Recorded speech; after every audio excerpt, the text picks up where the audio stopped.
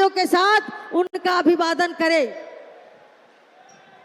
अब मैं स्वागत भाषण के लिए माननीय सांसद ललन सिंह को आमंत्रित करती हूँ।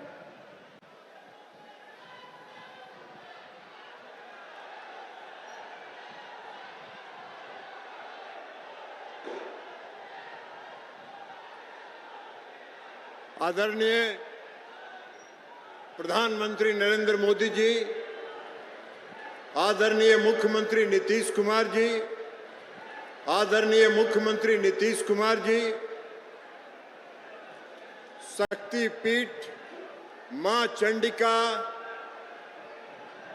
योग महानगरी और राजा कर्ण की नगरी में आपका हृदय से हार्दिक अभिनंदन और स्वागत करते हैं। और प्रधानमंत्री जी, आपको स्मृति चिन्ह अभी मैंने दिया है, उसमें मां का जो 52 शक्तिपीठ है, उसमें एक शक्तिपीठ मुंगेर में भी है, जहां मां का नेत्र गिरा है। आज मुंगेर की धरती से माता अपने नेत्रों के माध्यम से आपको आशीर्वचन दे रही हैं कि आपका जो 400 पार का लक्ष्य है उसको प्राप्त करिए और जिस देश से भ्रष्टाचारियों को समाप्त करके देश को विकसित राष्ट्र बनाने का काम कीजिए। इन्हीं शब्दों के साथ मैं मुंगेर की धरती पर आपका स्वागत करता हूं। बहुत बहुत धन्यवाद। साथियों, अब बिहार प्रदेश के भारतीय जनता पार्टी के उप मुख्यमंत्री और प्रदेश के अध्यक्ष, हमारे यशस्वी प्रदेश अध्यक्ष को प्रतीक चिन्ह एवं अंग वस्त्र देकर के सम्मानित करेंगे माननीय बिहार के उप मुख्यमंत्री सम्राट चौधरी जी। आप सभी लोग जोरदार तालियों के साथ उनका स्वागत करें। साथियों, मुंगेर की पावन वसुंधरा से ऐसी गूंज उठनी चाहिए कि पूरे बिहार में इसकी गूंज जानी चाहिए। साथियों, अब मैं आमंत्रित करती हूं बिहार के उप मुख्यमंत्री आदरणीय सम्राट चौधरी जी को, वो आए अपनी बातों को रखें। बोलिए भारत का स्वागत करने का काम करें। साथियों, इस मंच पर उपस्थित बिहार के लोकप्रिय मुख्यमंत्री आदरणीय नीतीश कुमार जी, उप मुख्यमंत्री आदरणीय विजय सिन्हा जी, मुंगेर के लोकप्रिय उम्मीदवार ललन सिंह जी, बेगूसराय के लोकप्रिय उम्मीदवार और भारत सरकार के मंत्री गिरिराज सिंह जी और खगड़िया के लोकप्रिय उम्मीदवार राजेश वर्मा जी, सम्मानित मंच और मंच के सामने उपस्थित तमाम साथियों, नौजवान साथियों, माता एवं बहनों, आज सिर्फ मैं एक ही आग्रह करना चाहता हूं। देश के यशस्वी प्रधानमंत्री जी को अभी उत्तर प्रदेश के भी कार्यक्रम में जाना है। मैं सिर्फ एक आग्रह करूंगा कि लोगों को कंफ्यूजन करने का प्रयास किया जा रहा है। लोग ये कहते हैं कि संविधान खतरे में है। मैं आपके मंच से माध्यम से कहना चाहता हूं, बिहार के लोग जानते हैं मोदी जी 10 साल से मोदी की गारंटी देश में चल रही है और देश में संविधान को आगे बढ़ाने वाले, और मोदी जी तो बड़ा स्पष्ट तौर पर कहते हैं कि अब मोदी नहीं, बाबा साहब भीमराव अंबेडकर भी आ जाए तो कोई संविधान नहीं बदल सकता है।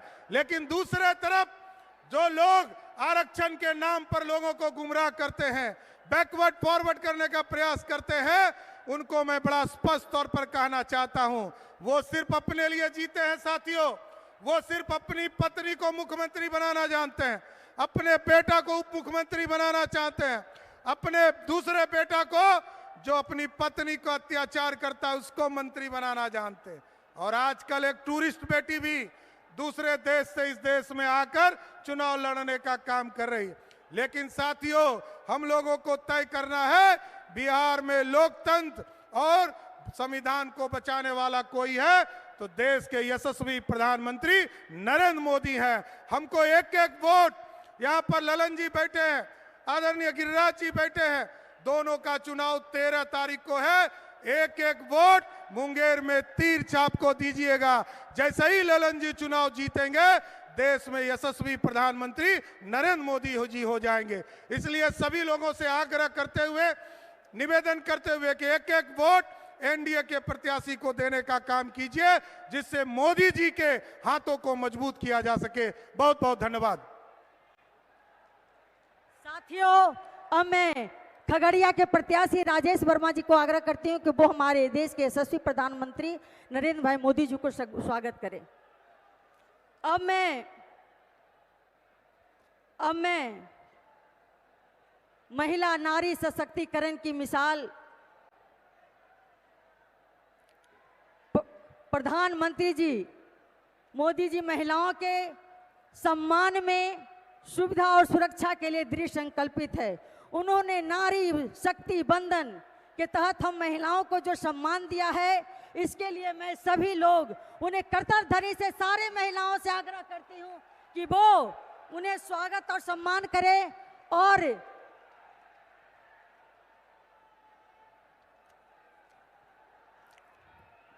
अब मैं बिहार के मुख्यमंत्री माननीय नीतीश कुमार जी से आग्रह करती हूं कि वो आए और अपनी बातों को रखें। माननीय उप मुख्यमंत्री नीतीश कुमार जी।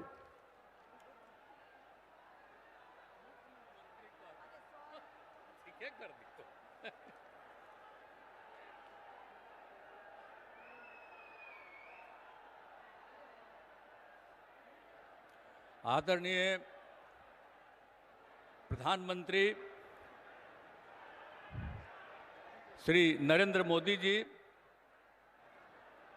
और यहाँ इस कार्यक्रम में उपस्थित बिहार के उप मुख्यमंत्री श्री सम्राट चौधरी जी, श्री विजय कुमार सिन्हा जी, मुंगेर से एनडीए जनता दल यू के उम्मीदवार श्री राजीव रंजन सिंह उर्फ ललन सिंह जी, बेगूसराय से एनडीए भाजपा के उम्मीदवार श्री गिरिराज सिंह जी, खगड़िया से एनडीए लोजपा रामविलास के उम्मीदवार श्री राजेश वर्मा जी, यहाँ उपस्थित जनता दल यूनाइटेड के राष्ट्रीय महासचिव और राज्यसभा के माननीय सांसद श्री संजय कुमार झा जी, यहाँ उपस्थित सभी माननीय विधायकगण, विधान पार्षदगण और एनडीए के सभी दलों के सम्मानित नेतागण,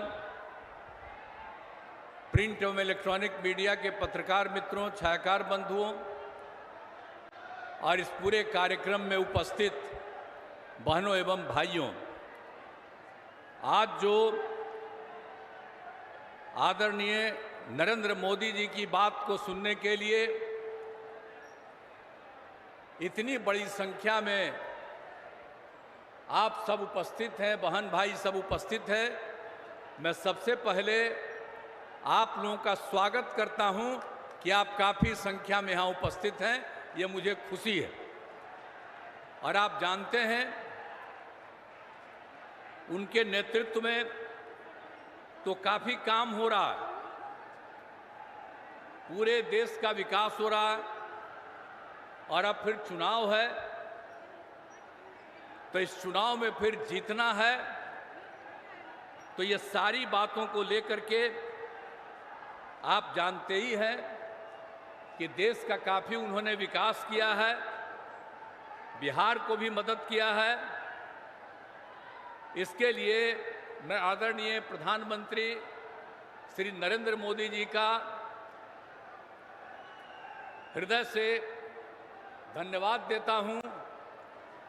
और आप जानते हैं कि यहाँ पर बिहार में भी हम लोग सब काम तेजी से कर रहे हैं और आपको याद रहना चाहिए, हम लोग तो एक साथ 2005 से बिहार की सेवा करने के लिए आए, इसको याद रखिएगा।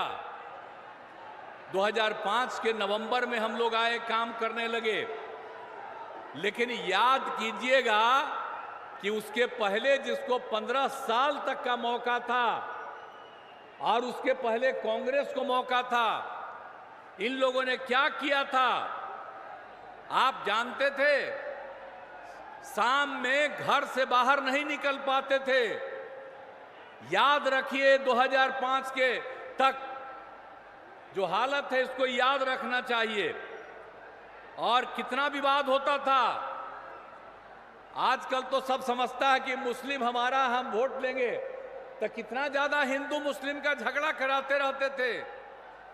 तो इन सब चीजों को याद रखिए। अब पढ़ाई का क्या हाल था, बहुत कम बच्चे पढ़ते थे, और बिल्कुल स्वास्थ्य के क्षेत्र में क्या काम होता था, प्राथमिक स्वास्थ्य केंद्र में बहुत मुश्किल से 1 महीने में 29 लोग इलाज के लिए जाते थे।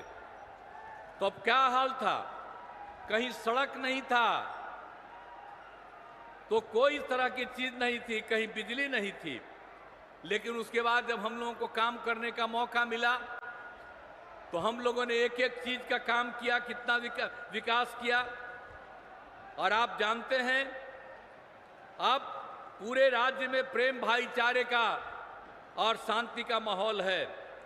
और ये जो मुस्लिम लोग का वोट लेने का चक्कर में रहता है, अब बिना मतलब का ही लोग, जो मुस्लिम लोग समझते हैं पता नहीं क्या, किसके दिमाग में क्या बात आती है।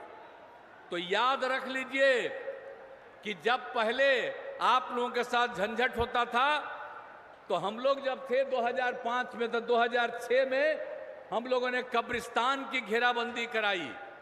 हिंदू मुस्लिम के इलाके में रहता था, वहां करने में बड़ी दिक्कत होती थी, वहीं झंझट बहुत होता था। तो हम लोगों ने किस तरह से किया, जो उस समय 8000 से थोड़ा ज्यादा तय हुआ वो तो कर ही दिया, और अब 1000 के करीब और तय हुआ, उसको भी हम लोगों ने करना शुरू किया। तो काम तो सब हम लोग किए हैं। और सिर्फ हम लोग कब्रिस्तान की घेराबंदी नहीं, हिंदुओं के लिए भी 60 वर्ष से पुराने मंदिरों का घेराबंदी हम लोग कर रहे हैं। तो ये सब काम हम लोग कर रहे हैं। हर क्षेत्र में हम लोग काम किया है, शिक्षा हो, स्वास्थ्य हो, सड़क हो, पुल पुलियों का निर्माण हो। और आप जानते हैं उसके बाद करते करते हम लोगों ने आगे कितना किया, हर घर बिजली पहुंचा दिया, हर घर नल का जल, हर घर शौचालय, ये सब काम करा दिए। पहले क्या हाल था, कुछ था। अब उसको वोट दीजिएगा, कमवा हम लोग किए हैं, अब वोट लेगा वो, कोई काम करता है? सब कमाई के चक्कर में है। और कितना ज्यादा काम हुआ, तो सब दिन हम लोग करते हैं। बीच में तो खैर 2 बार उसको थोड़ा मौका दिया, गड़बड़ किया, हम लोग हटा दिए। और हम लोग जो साथ रहे हैं वो सब दिन के लिए हम लोग साथ रहेंगे, अब कहीं कुछ नहीं होगा। और आप जानते हैं कि हम लोगों ने कितना काम कर दिया। आप जान लीजिए 2005 से लेकर के 2020 तक में 8 लाख लोगों को हम लोगों ने सरकारी नौकरी दी, और बड़े पैमाने पर लोगों को रोजगार भी दिया गया। और हम लोगों ने 20 में तय कर दिया, क्या कहा कि 10 लाख लोगों को नौकरी देंगे और 10 लाख से ज्यादा रोजगार देंगे।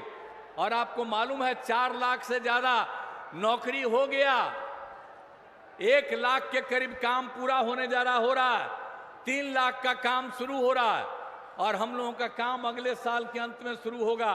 तब तक 10 लाख तो करेंगे ही, जरूरत पड़ेगा तो उससे ज्यादा करेंगे। और आप जान लीजिए रोजगार का काम भी 5 लाख लोगों को रोजगार हो गया। तो एक एक तरह से हम लोग न्याय के साथ विकास के सिद्धांत पर काम करते रहते हैं। तो इसीलिए याद करिए कि जो दूसरे लोग के चक्कर में, उन लोगों के चक्कर में मत रहिए, अनाप शनाप बोलता रहता है। तो इसीलिए अब मुंगेर जिला में कितना काम हुआ है, शिक्षा, स्वास्थ्य, सड़क, बिजली, पानी, कितना काम हुआ। मुंगेर जिले में इंजीनियरिंग कॉलेज, पॉलिटेक्निक संस्थान, महिला ITI और सभी अन्य मंडलों में ITI की स्थापना हुई। अब एक एक काम हम लोगों ने किया है। और मुंगेर के रेल सह सड़क पुल का जो निर्माण हुआ है, आपको हम याद कराना चाहते हैं। इसका शिलान्यास तत्कालीन माननीय प्रधानमंत्री श्रद्धेय अटल बिहारी वाजपेयी जी के द्वारा 26 दिसंबर 2002 को उसका शिलान्यास किया गया। अब वो काम पूरा हो गया तो कितना बड़ा काम हो गया। मुंगेर के लोगों ने रात में अपने घरों में सब कुछ दीप जलाकर अपनी खुशी जाहिर कर रहे हैं। तो एक एक तरह से सारा काम सब कुछ हो रहा है। तो इसीलिए पूरे तौर पर सब काम हम लोग कह रहे हैं। और मुंगेर में मिर्चा जोगी के पुराने पथ को ठीक किया जा रहा है। और ये केंद्र सरकार के द्वारा किया गया है। ये नए 4 लेन ग्रीनफील्ड पथ का कार्य किया जा रहा है। तो अभी तो हमारे आदरणीय प्रधानमंत्री जी आपके सामने सब बात कहेंगे। हमने तो संक्षेप में कहा है कि हम लोग इतना काम किए हैं और केंद्र की तरफ से कितना कितना काम कर दिया। आज जो आज तक कभी कोई काम नहीं किए वही आकर के यहाँ कहते हैं। तो हम तो सब लोगों को कहेंगे कि जितना काम कर दिया है, कोई किसी के आधार पर बाएं दाएं इधर उधर कोई धंधा करने की बात करता है। अब यहाँ बताइए, यहाँ पर जो बेचारे हैं, आप यहाँ पर किसी को कैंडिडेट बना दिया। अब जो ललन बाबू जो यहाँ से है, अब किसको कैंडिडेट बना दिया? क्या मतलब है? सारा काम हम लोग किए हैं। आज जात के आधार पर कुछ वोट के चक्कर में है। आप जान लीजिए, जात के आधार पर एक वोट नहीं देना चाहिए, काम के आधार पर वोट देना चाहिए। और हम लोग बाकी सब लोग अपने परिवार को कराता है, बाल बच्चा को कराता है। यहां पर आदरणीय प्रधानमंत्री हैं, आप देखिए कोई बाल बच्चा को करते हैं। बिहार में भी हम लोगों को मौका मिला है, हम लोगों ने अपने परिवार को किसी को कुछ किया है, लेकिन कुछ लोग अपने परिवार को ही सब कुछ करते रहते हैं। तो याद रखिए, कभी ये सब नहीं होना चाहिए। और हम लोगों के लिए आप पूरा एक परिवार है और आप सब लोग को हम अपना परिवार मानते हैं, पूरे बिहार के लोगों को, और उनकी इज्जत करते हैं और उनकी सेवा करते हैं। तो जो कुछ भी काम होता है हम तो बराबर आते हैं, जो जरूरत पड़ता है और कराते हैं और कराते रहेंगे। और आप साथ जान लीजिए कि आदरणीय हमारे माननीय प्रधानमंत्री नरेंद्र मोदी जी का एकदम इच्छा है, पूरे बिहार को पूरे देश को आगे बढ़ाएंगे, पूरे बिहार की भी सेवा करेंगे। इसलिए हम तो यही चाहते हैं कि भाई मुंगेर लोकसभा से एनडीए जदयू के उम्मीदवार राजीव रंजन सिंह उर्फ ललन सिंह को जो चुनाव लड़े हैं, उनको वोट देकर भारी मतों से जिताइए। और आप जान लीजिए, हम लोगों की इच्छा है कि बिहार के 40 सीट हम लोग जीतें और देश में 400 से ज्यादा सीट जीतें, ताकि फिर से आदरणीय प्रधानमंत्री नरेंद्र मोदी जी फिर से देश को आगे बढ़ाएं। प्रधानमंत्री के रूप में हम लोग यही चाहते हैं। तो आप लोगों से हम यही कहने आए हैं कि भाई तब आप लोग जो आ गए हैं, तो राजीव रंजन सिंह उर्फ ललन जी को वोट दे करके जिताइएगा ना। हाथ उठा के बताइए, वोट दीजिएगा ना, हाथ जिताइएगा ना। तो आप लोगों को बहुत बहुत धन्यवाद देते हुए मैं अपनी बात समाप्त करता हूं और मैं आदरणीय प्रधानमंत्री आदरणीय नरेंद्र मोदी जी का अभिनंदन करता हूं, उनका स्वागत करता हूं। और वो यहाँ पर आए हुए हैं, वो आपके सामने सारी बात कहेंगे और पूरा देश बहुत आगे बढ़ेगा, यही हमको पूरी की पूरी उम्मीद है। इन्हीं शब्दों के साथ आप सबको बहुत धन्यवाद। और वो यहाँ पधारे हैं, इसके लिए मैं उनका नमन करता हूँ कि वे यहाँ आ गए हैं और अभी लगातार पूरे देश में भी जा रहे हैं, अब बिहार में भी कई जगह आ गए। बड़ी खुशी की बात है, आगे भी आते रहेंगे आप लोगों के बीच में। तो सब लोग एकदम बुलंद रहिए और खूब आगे बढ़िएगा। आप पहले कभी कोई पहन करके कपड़ा भी पहन करके चलते थे दीदी, आजकल कितना बढ़िया लग रहा है। तो आप समझ लीजिए और आगे बढ़िएगा। लेकिन गलती से उन लोगों को वोट दे करके अगर दे दीजिएगा तो निश्चित रूप से फिर बर्बाद हो जाइएगा, कुछ नहीं रहेगा। उस सब लोगों का पैसा अपने लेकर के अपने तरफ अपना काम करता रहेगा। इसलिए आपसे आग्रह है कि पूरे तौर पर एकजुट होकर के आप काम कीजिए। मैं इन्हीं शब्दों के साथ आप सबको धन्यवाद देते हुए मैं अपनी बात समाप्त करता हूं। जय हिंद। बहुत बहुत धन्यवाद, आभार उप मुख्यमंत्री नीतीश कुमार जी। अब मैं आप लोगों के बीच, जिनको सुनने के लिए आप सभी लोग इस तपती दोपहरी में यहाँ पर उपस्थित हैं, मुंगेर की पावन वसुंधरा माननीय मोदी जी को जय श्री राम।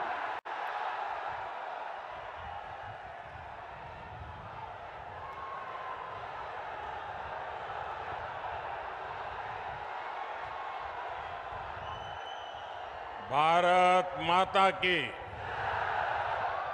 भारत माता की, भारत माता की। चंडिका माई के ई पवित्र धरती के गोड़ लाग छिए। अंगराज कर्ण के ई भूमि के प्रणाम करी छिए। मुंगेर की ये धरती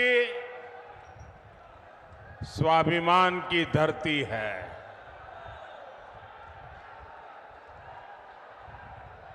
विरासत की धरती है। इस क्षेत्र ने भारत की समृद्धि का वो दौर देखा है जिसकी कई बार कल्पना तक मुश्किल हो जाती है। आज एनडीए सरकार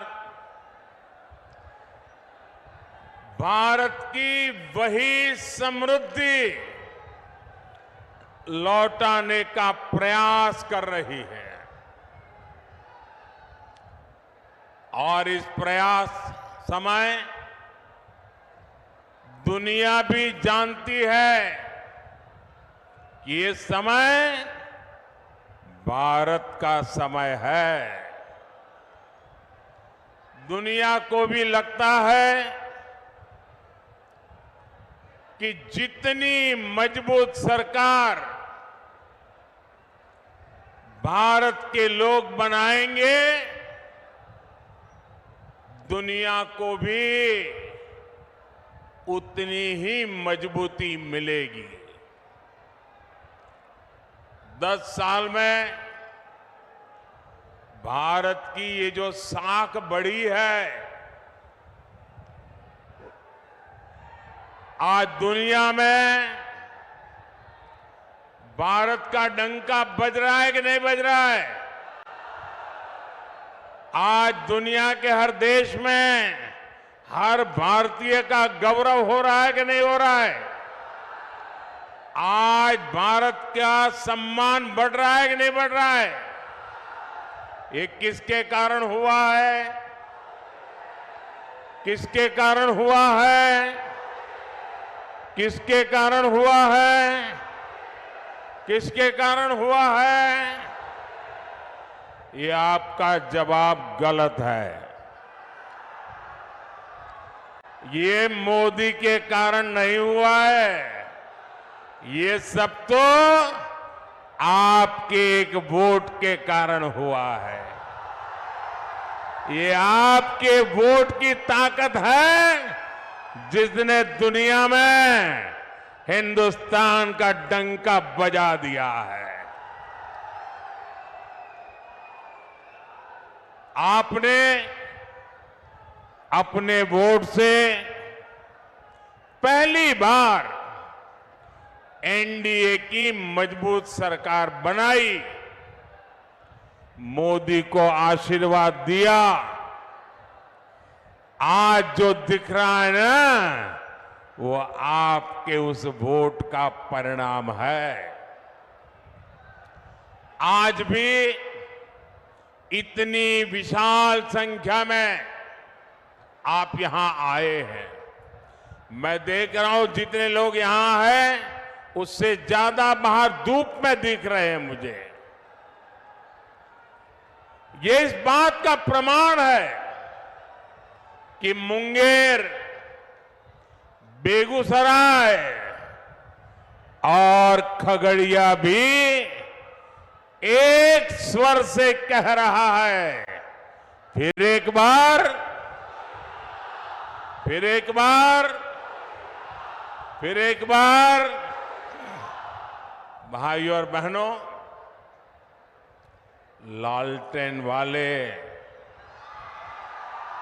उस अंधकार युग में जो जंगल राज चलता था, उसको मुंगेर ने सबसे अधिक सहा है। पहले हर कोई यहां से पलायन के बारे में ही सोचता था, लेकिन नीतीश जी, जेडीयू, बीजेपी, इनके नेतृत्व में एनडीए सरकार ने लालटेन के उस अंधेरे से बिहार को बाहर निकाला है। बड़ी मेहनत करके बिहार को बाहर निकाला है। अब जब भारत तेजी से विकसित हो रहा है, तो बिहार के तेज विकास का भी यही समय है। साथियों, आज हम देश में वंदे भारत, अमृत भारत और बुलेट ट्रेन जैसी नई ट्रेनें चला रहे हैं। ये सिर्फ आधुनिक सुविधाएं भर नहीं है। आज हम पटरी से लेकर ट्रेन के इंजन और डिब्बे तक भारत में ही बना रहे हैं। इतना ही नहीं, हम दुनिया के और देशों में, विदेशों में भी बेच रहे हैं। इससे आने वाले समय में बिहार के रेल कारखानों को भी बहुत लाभ होने वाला है। हम भारत को दलहन और तिलहन में भी आत्मनिर्भर बनाने का संकल्प लेकर चले हैं। इसके लिए आने वाले 5 साल में मिशन मोड पर काम होगा। ऐसे में दलहन के कटोरे के रूप में इस क्षेत्र के किसानों की भूमिका और बड़ी होने जा रही है। साथियों, आज बिहार में इस चुनावी जंग में जो लड़ाई चल रही है, एक तरफ एनडीए का मॉडल है, दूसरी तरफ इंडी गठबंधन का मॉडल है। इंडी गठबंधन का मॉडल है तुष्टीकरण, अपीजमेंट, जबकि हमारा मॉडल है संतुष्टीकरण। हरेक को संतुष्ट करना, कोई छूट न जाए।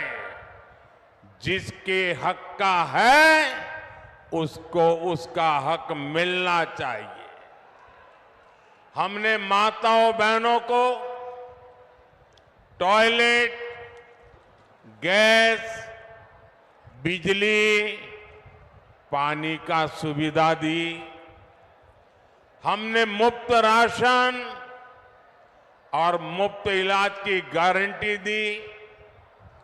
और कभी किसी को ये नहीं पूछा कि तुम्हारा धर्म क्या है, तुम मंदिर जाते हो कि मस्जिद जाते हो, तुम्हारी जात क्या है।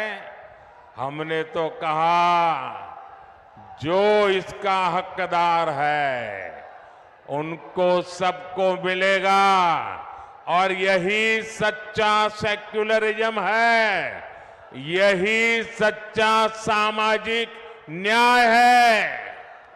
हमने गरीबों के पक्के घर बनाए, वो भी माताओं बहनों के नाम किए। लेकिन इंडी गठबंधन अपनी पूरी ताकत सिर्फ और सिर्फ तुष्टीकरण पर लगा रहा है। कांग्रेस के शहजादे का कहना है कि वो देश भर में, ये जरा ध्यान से सुनिए, ये कांग्रेस के शहजादे ने क्या कहा है और आपके लिए कितनी बड़ी मुसीबत वो लाने वाले हैं, ये जरा समझने की जरूरत है। कांग्रेस के शहजादे ने कहा है कि देश भर में हर परिवार की उसकी कमाई का, उसकी मिल्कत का, उसकी प्रॉपर्टी का सर्वे करेंगे। परिवार के पास क्या होता है? कुछ छोटी मोटी बचत होती है, छोटी मोटी गुमटी, दुकान, मकान होता है। हमारी बहनों के पास कुछ जेवर गहने होते हैं और स्त्री धन तो हमारे यहां बहुत पवित्र माना जाता है, मंगलसूत्र होता है। भ्रष्टाचार करके लोगों को तबाह करने वाली कांग्रेस की बुरी नजर अब आपकी संपत्ति पर पड़ गई है।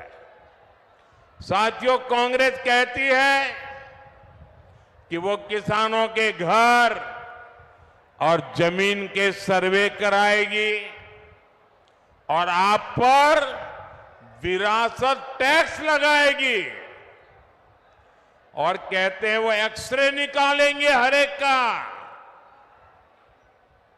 हर परिवार का एक्सरे निकालेंगे। यानी आप अपनी पूरी संपत्ति, आज तो आपके पास जो भी है, मरते समय आप अपने बच्चों को दे देते हैं। कोई लिख करके जाता है या मरने के बाद उनके बच्चों को मिल जाता है। लेकिन अब कांग्रेस ऐसा घोषणा पत्र लेके आई है, कांग्रेस ने ऐसी घोषणा की है कि अब आप अपना खेत खलियान, घर, दुकान जो आपकी मेहनत से बना है, जिसके मालिक आप हैं, अब आप अपने बच्चों को नहीं दे पाएंगे। कांग्रेस का कहना है, शाहजादे के गुरु कह रहे हैं कि अब उसमें से आधे से अधिक कांग्रेस सत्ता में आई तो वो उसको हड़प लेंगे। यानी आपके पास गांव में 4 कमरों का घर है तो आपके बाद आपकी संतान को 4 कमरे वाला घर नहीं मिलेगा, उसमें से 2 कमरे वो हड़प कर लेंगे। मान लीजिए किसी किसान के पास 10 बीघा जमीन है, कांग्रेस की सरकार बनी तो 10 बीघा जमीन आप वारसे में, विरासत में अपने बच्चों को नहीं दे पाएंगे।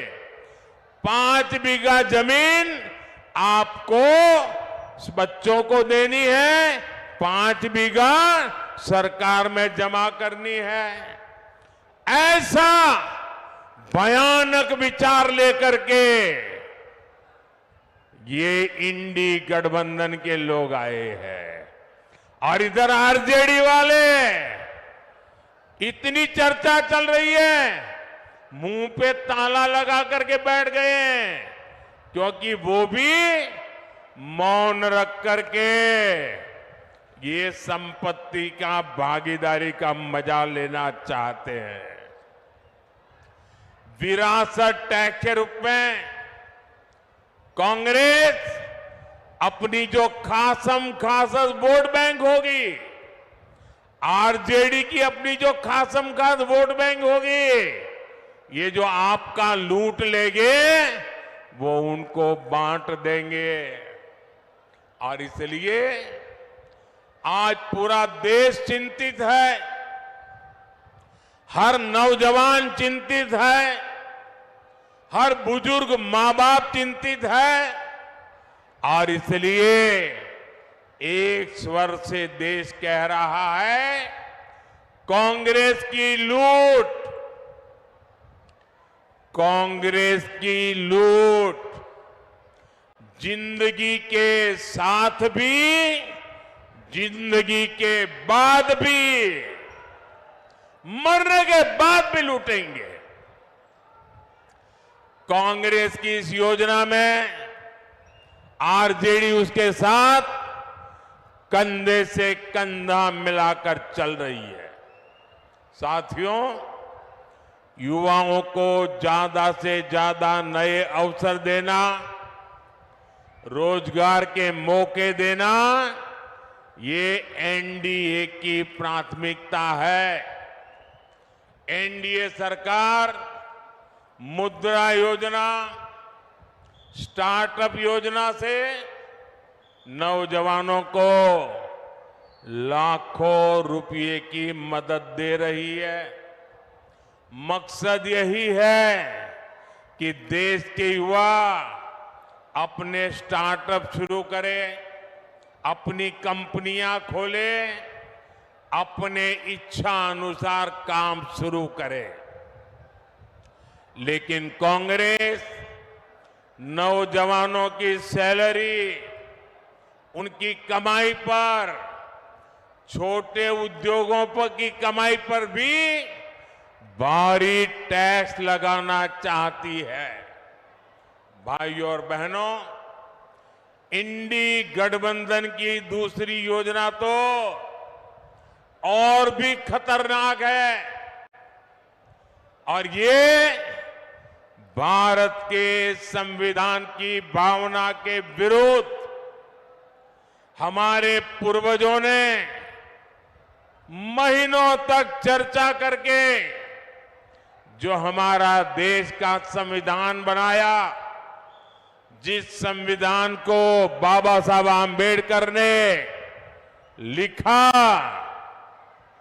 उस संविधान की भावना के खिलाफ, बाबा साहब आंबेडकर की योजना और विचार के खिलाफ अब वो धर्म के आधार पर आरक्षण लाना चाहते हैं। कांग्रेस कर्नाटका में उन्होंने एक मॉडल खड़ा किया है। मेरे ओबीसी समाज के जो भाई यहां है, ये जरा समझ लें कितना बड़ा भयंकर संकट इनका खेल है। कर्नाटका में उन्होंने एक मॉडल बनाया है। जो अब संविधान का उनका बेईमानी के साथ धर्म के आधार पर आरक्षण लाने की कोशिश की, सुप्रीम कोर्ट ने मना कर दिया, तो अब वो पिछले दरवाजे से खेल खेल रहे। और इसलिए उन्होंने क्या किया, कर्नाटका में ओबीसी को जो 27% आरक्षण संविधान ने दिया है, बाबा साहब आंबेडकर ने दिया है, भारत की संसद ने दिया है, उन्होंने क्या किया, रातों रात कर्नाटका में जितने भी मुसलमान समाज के लोग हैं,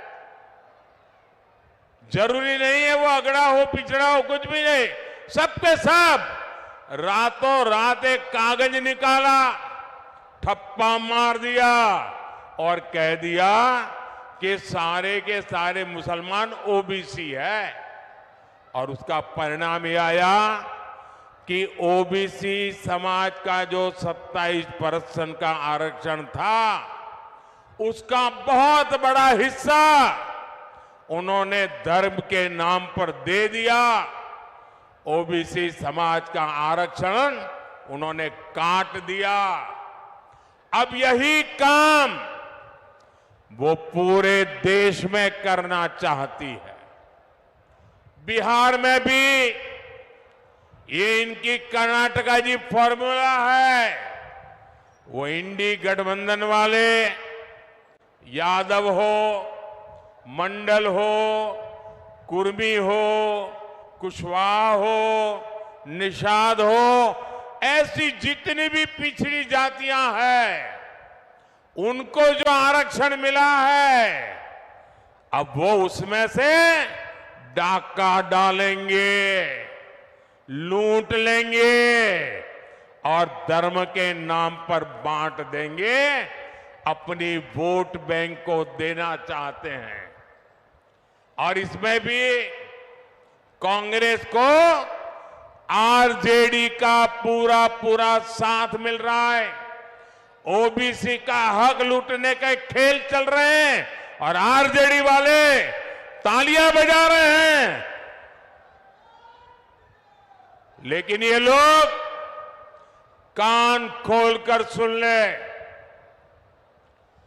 जब तक मोदी है तब तक ये एससी, एसटी, ओबीसी का हक छीनकर धर्म के आधार पर नहीं बांट पाएंगे।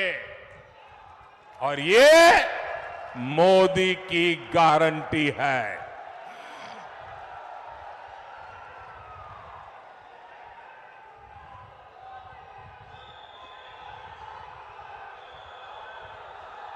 साथियों, वोट बैंक की राजनीति के कारण ही कांग्रेस की सरकारों ने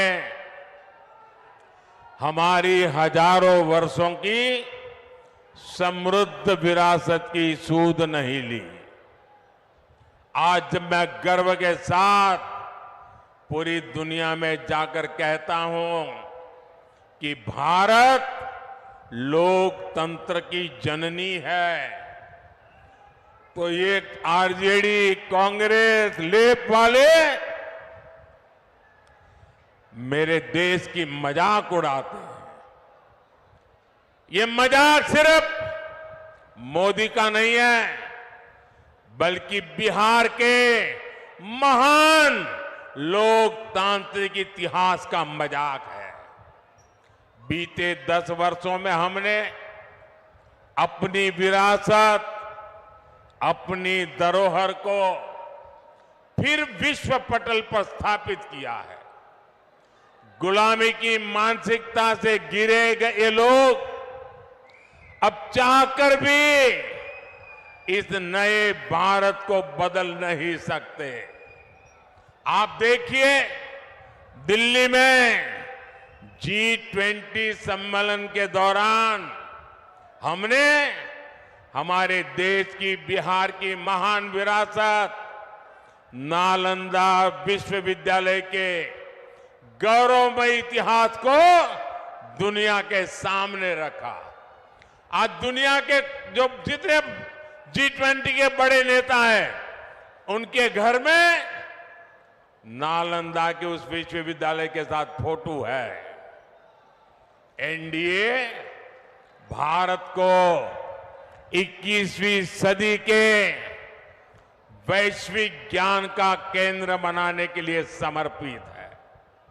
मुंगेर में विश्व का सबसे बड़ा योग का विद्यालय है।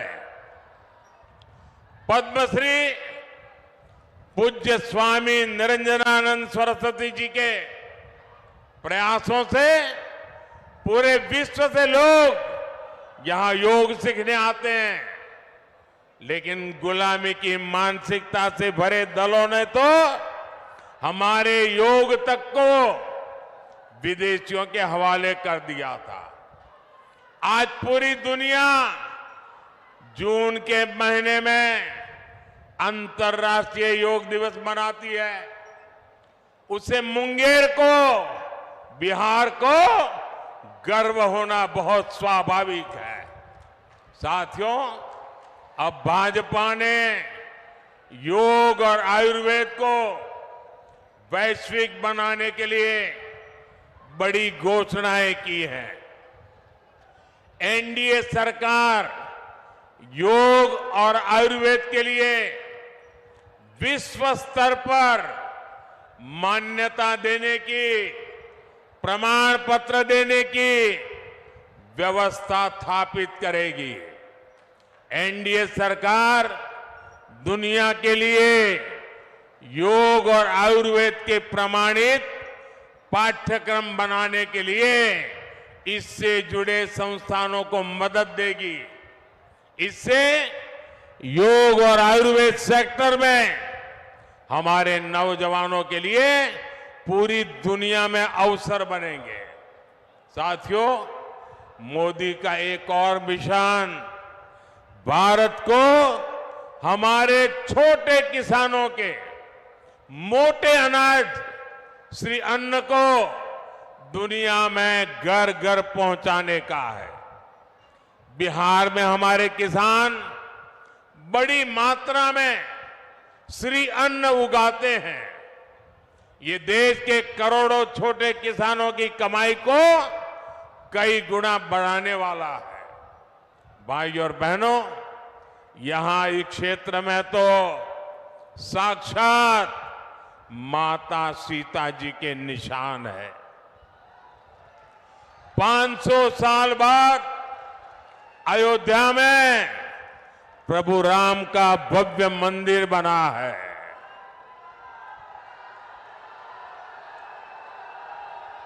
पूरे देश को गर्व हो रहा है, सबको गर्व हुआ। और प्राण प्रतिष्ठा के कार्यक्रम में ये इंडी गठबंधन वालों को निमंत्रण दिया, उन्होंने उसे ठुकरा दिया। और दूसरी तरफ वो अंसारी परिवार को देखिए, जो दो पीढ़ी से राम मंदिर के खिलाफ अदालत में मुकदमा लड़ते थे, मुसलमानों के लिए मुकदमा लड़ते थे। लेकिन जब सुप्रीम कोर्ट का निर्णय आ गया तो उन्होंने गर्व के साथ उस निर्णय को माथे पर चढ़ाया। इतना ही नहीं, श्रीमान अंसारी खुद राम मंदिर प्रभु रामलला के प्राण प्रतिष्ठा के कार्यक्रम में खुद आए। लेकिन कांग्रेस आरजेडी के लोगों ने निमंत्रण ठुकरा दिया। ऐसे अहंकारी लोग जो अपने आप को भगवान राम से भी बड़ा मानते हैं, ऐसे लोगों को सबक सिखाने का यह मौका है। भाई और बहनों, आप सबको ये ध्यान रखना है कि इस बार आपका एक एक वोट भारत के विकास और भारत की विरासत को नई ऊंचाई देने के लिए पड़ने वाला है। और इसलिए मुंगेर से हमारे मित्र श्रीमान राजीव रंजन जी, बेगूसराय से गिरिराज सिंह जी और खगड़िया से राजेश वर्मा जी को हर बूथ पर विजयी बनाना है। कहीं पर 7 मई को मतदान है तो कहीं पर 13 मई को मतदान है, लेकिन हर बूथ पर मतदान के रिकॉर्ड जरूर टूटने चाहिए। टूटेंगे, घर घर जाएंगे, ज्यादा से ज्यादा मतदान कराएंगे, सुबह 10 बजे के पहले मतदान कराएंगे, पूरा कराएंगे। अच्छा, मेरा एक काम करेंगे, ये मेरा काम है, ललन सिंह का नहीं है, गिरिराज का नहीं है, मेरा काम है। करेंगे, पक्का करेंगे। देखिए, घर घर जाइएगा और कहिएगा कि मोदी जी मुंगेर आए थे और मोदी जी ने आपको प्रणाम कहा है। मेरा प्रणाम पहुंचा देंगे, हर परिवार में मेरा प्रणाम पहुंचा देंगे। जब हर परिवार में आप मेरा प्रणाम पहुंचाएंगे ना, तो हर परिवार मुझे आशीर्वाद देगा।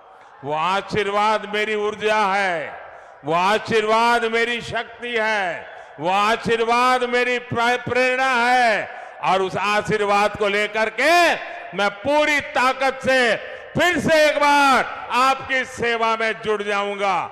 मेरे साथ बोलिए, भारत माता की, भारत माता की, भारत माता की। बहुत बहुत धन्यवाद।